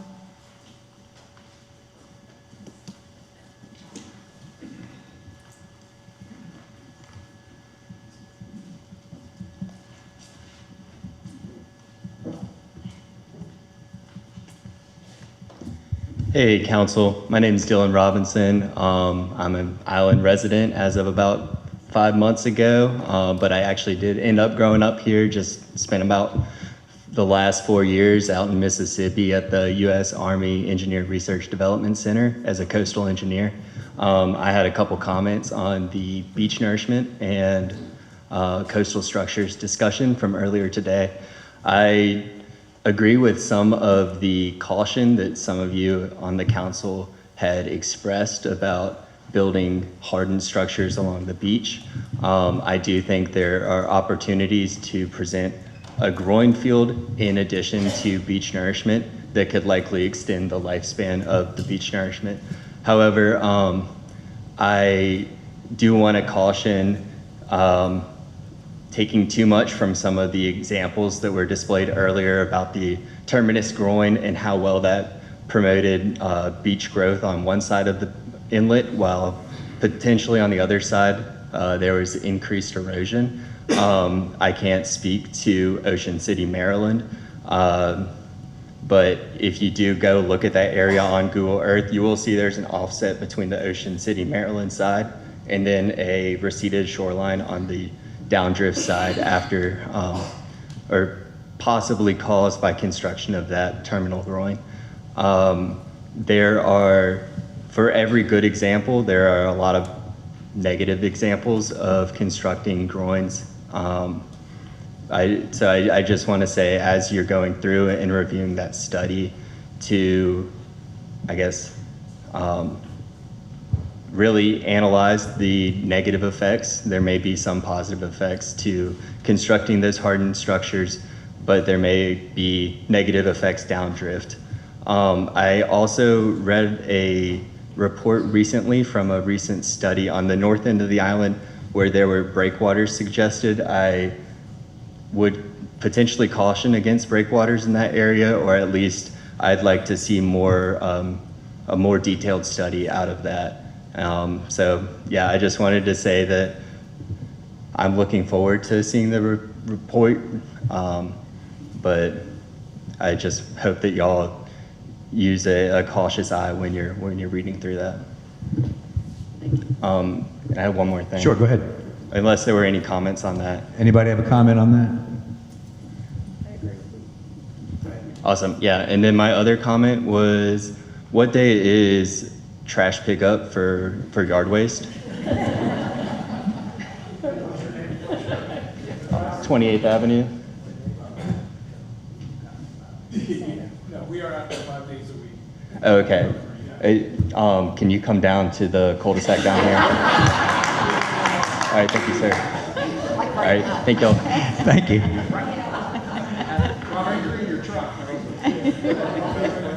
We've got one online question I want to get to. It's from Timothy Bilsky. He's sending it in from YouTube. Does council have a ballpark figure on what they want to spend on beach renourishment? When the bid came back, and we're not sure about these numbers here, 15 million, quote, actually 21.5 million, question mark. Would it consider adding 5 million more for sand and 5 million more for groins, maybe 25 million? Anybody want to take that one on? Mayor? So the bids were, we had 5 bids. Most likely the winning bid is going to be 21.5 million for the full permitted amount, which was 2.5 million cubic yards. You know, I think we'll be guided by our coastal engineer on should we add more. You know, we were anticipating a $30 to $32 million job. So, you know, for it to come in at 21 million is certainly welcome news, but, you know, you may have a once-in-a-lifetime opportunity to buy some sand at a pretty cheap price. So I think those will be conversations we'll be having over the next month or so to see what we want to do with our coastal engineer and where you may put more sand, or just go with the $21.5 million bid and put our permitted amount on it. Anybody else want to comment on that? Okay. Katie? I would just real quick add that on Tuesday when we discussed this, the thing that resonated with me is that more is not always necessarily better, and so we need to be careful and make sure that we're doing the right thing and making sure we're getting the right amount of sand. I think we're on a good path. Scott? Yeah, all I was going to add is I think we've got the best of both opportunities here, where if we go up to the 2.5 million cubic yards, we're still going to be somewhat under what we had. That 32 million was a number that we were going to have to go borrow money or drain all of, you know, a lot of our other funds, which could sacrifice other infrastructure projects. So I think hopefully there's going to be some kind of, I think we're going to have some dialogue, but you know, the sweet spot may be the permitted amount where we can have a lot more sand with a lot less cost, and see where we can go from there. And I just wanted to add, and I think it was John that talked about this at the meeting, but I think what's important for me is that we look at, we got a little reprieve here, which we're thankful for, but we always have to remember that we never had that money. So we have to, you know, I want to, yeah, look how much I saved. This is not opportunity cost, so I want to put that out there. But it's based on sand. And what's important is that, you know, our job is to provide a healthy, dry, sandy beach. So we need to put enough sand on there, make sure we have enough, and then that we have a dune that is going to protect that. So whatever that amount is, I don't know if it is the 21 million or if it is more. But, you know, I think looking at groins right now, because especially you need to be able to keep the sand that we have, and I don't know what that timing is, and that's why I'm looking forward to this report that comes in on our alternatives. Anybody else? Rusty? Yeah, just real quickly, I want to give a shout out to our engineer that handled the bids, Coastal Science and Engineering, Steve Trainum. We've worked with him for probably 30 years, very close to that, him and his company. He was very, very in tune and instrumental in getting 5 bids. And basically, we were all very pleasantly surprised when we saw 2 of them that came in very competitive, much lower than what we had anticipated. And honestly, I think we'd be talking a different story had he not been as intimately involved in the bidding process as he was, because we all believe that the project was going to come in around 30 million or more. Anybody else? All right, I have another question here. This one's on the quality of life and noise, submitted by Rebecca Habbick. When are quiet hours? What is the punishment warning / warning, then a fine? Do police have an instrument to measure decibel levels? If you don't comply with the warning, then what is going to be the punishment? Anybody want to take this decibel question on? It wasn't directed at anyone specifically. Chief, you want to do it again? Good thing is I'm not on your baseball team, because when I played baseball as a kid, I struck out every time I got up to the plate. So hopefully I'm batting better here. With the new ordinance, we will have the finalized. I was talking with Nicole earlier. We'll have the finalized with all the changes that were put in the upcoming week, and we'll make sure that gets shared for everybody on our social media channel so that everybody's aware. But it's going to be 10 p.m. to 7 a.m. on your weekdays, and then 11 p.m. to 7 a.m. on your weekends. As far as the decibel reader goes, we do not have it yet. I have placed the order of the equipment so that we will have it. And what we have ordered is a device that meets the requirements as outlined in the new ordinance, and it has the ability to be calibrated, and it comes with a calibration tool for us to make sure that it remains calibrated, and it records the data so that we have something that, should we use it to issue a citation, we have a report we could take with us for that. As far as how enforcement's going to go, it's going to be very similar to how it is now. If we go, there will be founded and unfounded complaints just like there are now. But the difference is, if we write a ticket for this, we will have this report so that we can use it, plus the body camera will pick up the decibel reading on there. If you do not comply with a warning, then you typically will get another visit from us with a piece of paper that says, come hang out with us some Wednesday afternoon at court. Typically, if it's our typical approach is, if we go and it is a minor violation, it's not crazy, and they adhere when we get there, our goal is compliance. It always has been compliance. It's not how many tickets can we write. The goal is to get people to comply with the noise ordinance so that livability is not impacted in a negative way. And that'll continue to be our approach. Did I answer all of the questions? Outstanding. I think that answered his question. Rusty, you want to say something? Yeah, I do. Thank you. I appreciate Ms. Habbick's question, fair question, and Chief, you addressed it very, very completely there. The only thing I want to mention is that we passed the noise ordinance the other night. 55 decibels is going to be the limit, basically. I voted against it. I'm totally in favor of a noise ordinance, the one we had in effect already, but I think the decibel level is just too low, basically. So I voted against it. But more importantly, I look at our livability statistics. We get a report every month, and we don't really have that much of a noise issue out here. We had 9 noise complaints in February. Our typical month is just, it's just, if you add it up for a year, it is really, you look at that and say, why are we so concerned about noise on this island when we really don't have any complaints that are coming in? And the ones that are coming in are about half resident and half rentals most of the time. And to me, it's always been more about enforcement.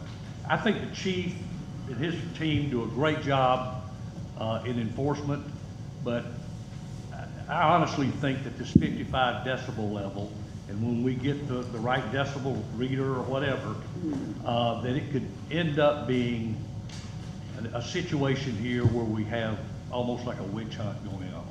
I really thought this entire thing was a solution looking for a problem, I guess. And, again, the noise ordinance that we have, as long as it's enforced, I think it's fine. And I think Ms. Habbick, I think her questions were very fair in asking what the kind of, what the punishment would be, if someone breaks that. That's all I got to say. Thank you. Any other comments? Ashley?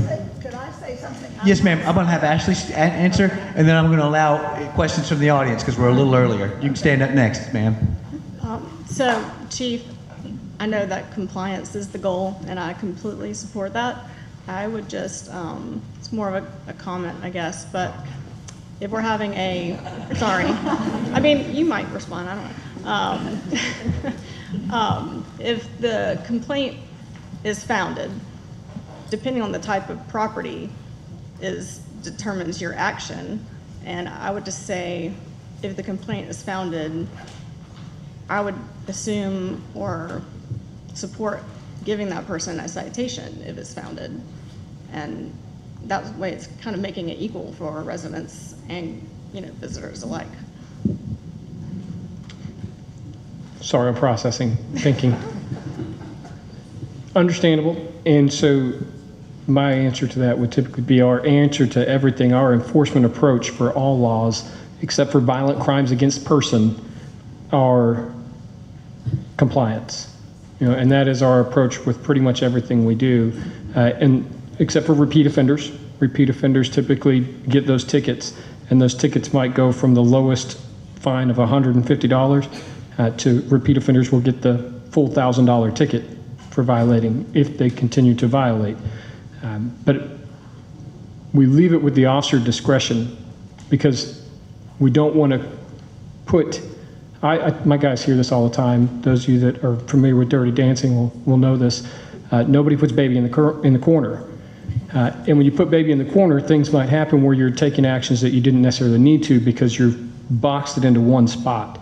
And if I show up and it's something that, yes, it's a founded complaint, but they complied and it's just kids in a pool at 11:30 at night, do I want to issue a ticket, or can I accomplish just saying, hey, this is a founded complaint, but could you please get your kids to go inside?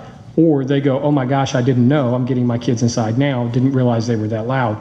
So if we said we gave everyone a ticket, then we're giving people tickets in those things that are not as severe as other ones, and that's why we don't like to put baby in the corner.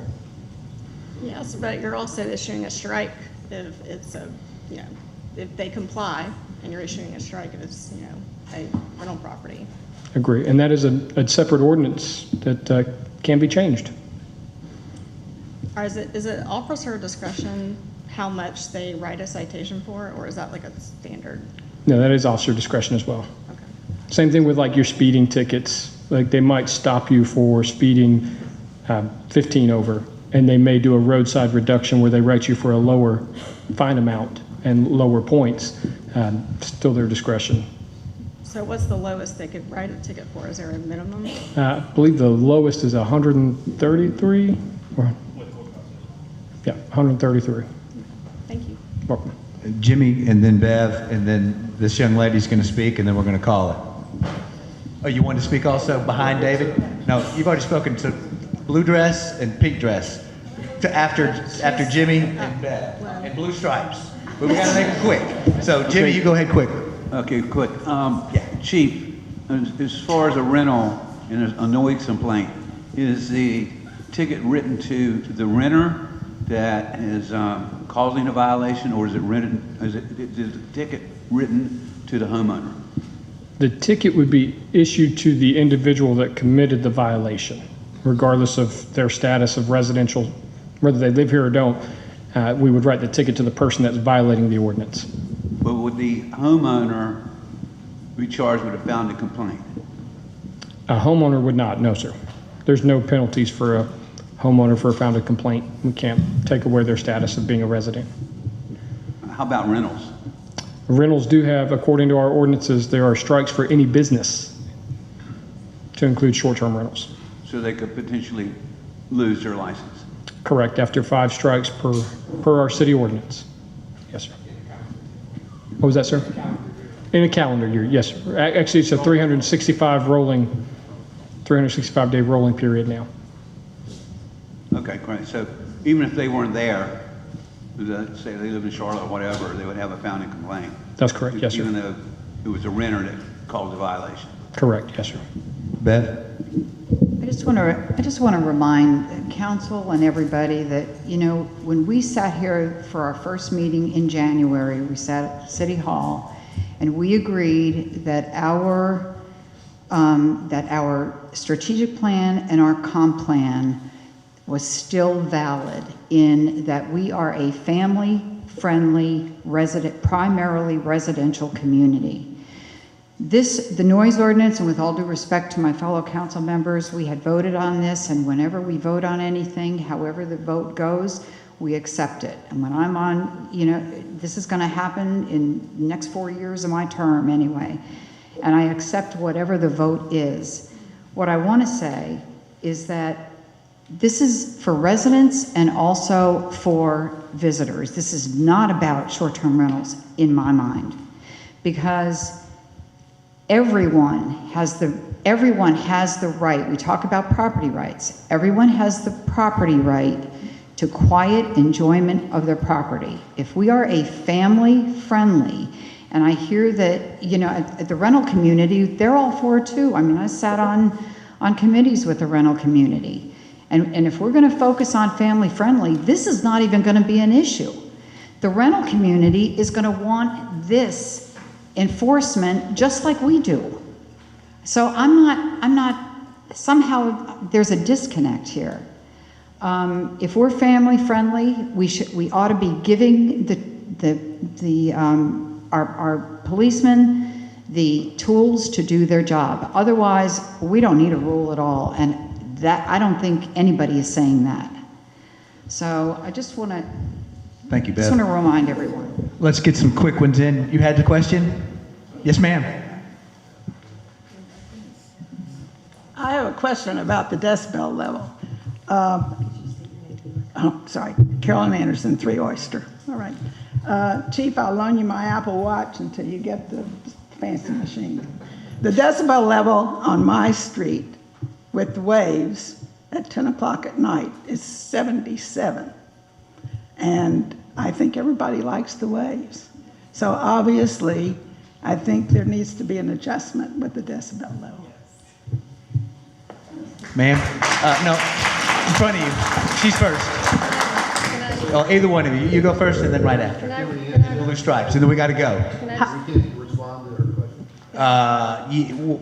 On raising the decibel level? Yeah. Go ahead. Yeah, I just want to say that when people look at their watch, that's not an accurate reading, and most of the times when people are taking decibel readings, say I saw something about a toothbrush or something, you're taking it from 1 foot away. There's a whole science around sound. And just to give you, I won't take a long time, but 55 decibels and what we're saying is from a complainant's property. Typically, you're 25 feet away in your yard. To get 55 decibels at a complainant's property, you would have to be 85 decibels at the source. 85 decibels is loud music, party kind of environment. It's much louder. There's a whole science that I don't have time to go into around the science of sound, but it's not what you think it is when you measure it on your watch or on your phone. And there's actually special sound meters that Chief already talked about he's buying. They're specific for this. So I just don't want people to, and I'll also say, you know, this thing that there's no complaints. Well, if there's really no complaints, you don't have to worry about the noise ordinance. So you can put anything in if we don't have a problem. But I don't think that's the case. We've had 195 complaints last year. We know that most of the noise complaints aren't even called in. So it is an issue. If you're one of those 195 that are calling in, I can guarantee you think it's an issue. Katie, real quick. Very quick, I just want to say, the people that keep bringing up the nature, I think one of the main reasons to have a noise ordinance is so that we can hear the beautiful nature around us. Ma'am, introduce yourself and ask your question. Sure, Tara Amaral, 38 Lagoon Villas. I'm going to piggyback on Susan. I've been living here for about 6 years now, thrilled to be at another beach. I grew up at a beach on a barrier island as well, with all sorts of jetties and things. Phillips and I have talked. I'm actually here to offer a pro bono opportunity for you. I am not a compensation consultant, nor am I a recruiter. What I am is part of a small consulting firm that specializes in helping organizations understand why they cannot recruit and retain people. While I agree with some of the conversations about compensation, 9 times out of 10, or maybe 9.7 times out of 10, we find that it is not just a money issue. Okay, it is a much larger issue. I am more than willing to give my time to hold a workshop with you, your leaders, your HR people, your hiring managers, so that they actually understand you can't just throw money at people and expect them to stay. It's a bigger issue, and so I offer you my time, as has Susan apparently, that if you want help, I live here, I am more than happy to help you. Thank you very much.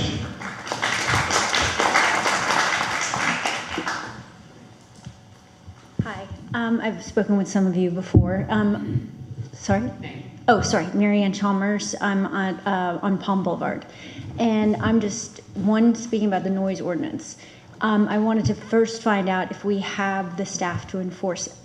Why are we creating ordinances and strengthening ordinances if we're not giving staff what they need or giving them money to recruit people? We're giving more action items and not enough solution. And if we're worried about safety, noise is one thing that we could probably let go a little bit rather than some speeding or things like that.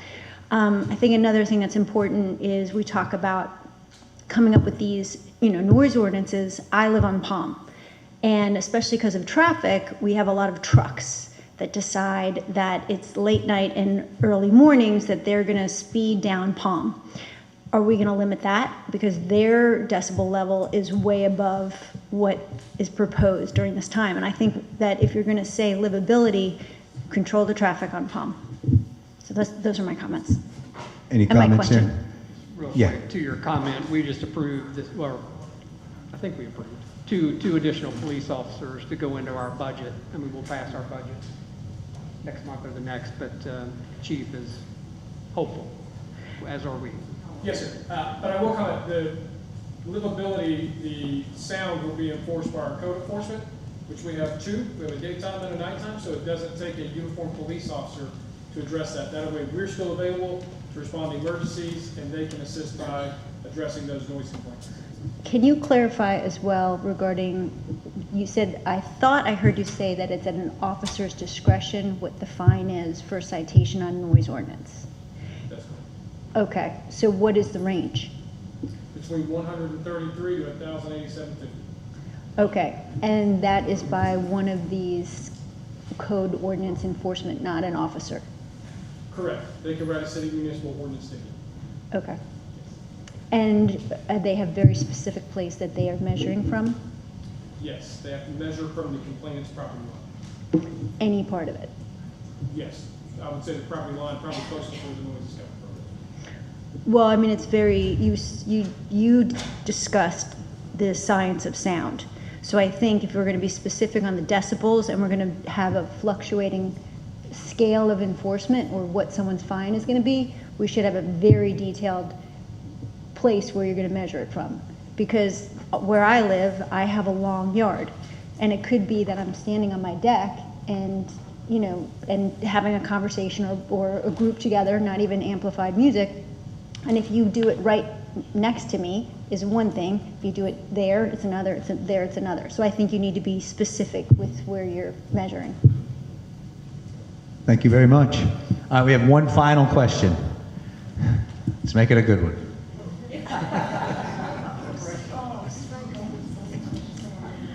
Well, thank you. My name is Liz Sheridan, and I live on Chapman Avenue.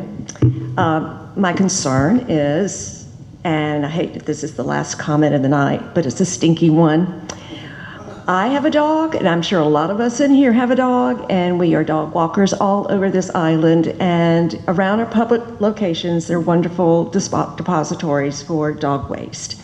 However, many don't know that you should not, and correct me wrong, public service here, that the plastic dog poop bags are not to be deposited in the bags of leaves and other debris on the street. First of all, the landfills don't want that. They've conditioned us not to recycle plastic to begin with, and that's why we use the paper bags. And I do applaud our sanitation services to make sure that we do have drivable streets back and forth, because at times like now, 60 bags were pulled out of my yard just these last 3 weeks. But going back to education and educating our community and our visitors, I think if we had a better way to kind of address that, either on our signages or on our public accesses to the beach. And again, I have pulled off so many doggy poop bags off the beach because there was not a barrel there to drop them into. and no one wants to walk around with a doggy poop bag on the beach. So they just drop it. And then, the tide comes in and it washes us out. And then we all know what that environmental issue brings along. And again, over on the Waterway project, I think I read that there is to be some installation of and services for doggy poop drop boxes, so to speak, because again, a lot of our visitors, including our community, love just to walk the island around and around. So I think it could be just an improvement in education, whether it's mentioned in the rental home, do's and don'ts of the island, maybe on some of our signages, just some kind of a campaign, maybe when we have park festival activities and things like that. Because I know, as a resident on the island for the last 36 years, and the decibel kind of equating the high decibel of loud noise, it has really considerably dropped since there's been more education about it. Now, the question about what high level of decibel is the best one to solve all the problems and mitigate some of the noise. Education about our times when it's appropriate and how loud it can be and what consequences are has improved that in my period of time living on the island. So thank you. Any comments on that? I'll just really quick say the environmental committee is actually looking into educational ways to get those kind of issues out, and it's in the works. So great. Stay Thanks. tuned. Yeah. All right, guys, we are almost on the nose, so I want to thank council for seeing here. Somebody mentioned it earlier, the worst thing is apathy. There's no apathy in this room, so it's fantastic. If you guys wanted to do it again, let me know. And until then,